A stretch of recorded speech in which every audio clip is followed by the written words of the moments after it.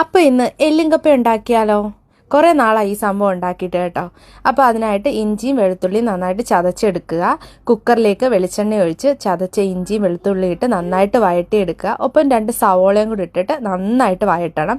അതൊന്ന് വഴണ്ട് വരുമ്പോഴത്തേക്ക് അതിനകത്തോട്ട് ഒരു പച്ചമുളകും കുറച്ച് കറിവേപ്പിലയും കൂടി ഇട്ടിട്ട് നന്നായിട്ട് വഴട്ടണം. ഒരു പച്ചമുളക് ഇട്ടതിന് കാരണം നല്ല എരിവുള്ള പച്ചമുളക് ആയതുകൊണ്ടാണ്.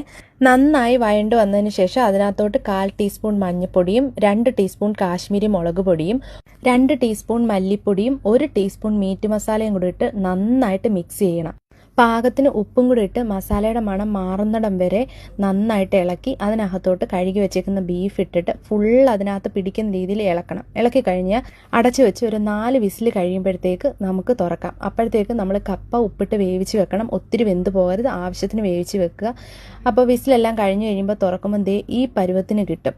ഈ പരുവത്തിനാണ് കിട്ടേണ്ടത് നമുക്ക്. അതിനൊപ്പം ഒരു ഒറ്റ സ്പൂണ് നമ്മുടെ വീട്ടിൽ പൊടിച്ച ഗരം മസാലയും കൂടി ഇട്ട് ഇളക്കിയതിന് ശേഷം നമ്മുടെ വേവിച്ച കപ്പ അതിനകത്തോട്ട് ഇട്ട് കൊടുക്കുക.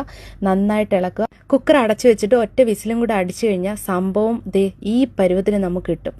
നല്ല സൂപ്പർ എല്ലും കപ്പയും റെഡി. അപ്പോൾ ബൈ ഗായ്സ്.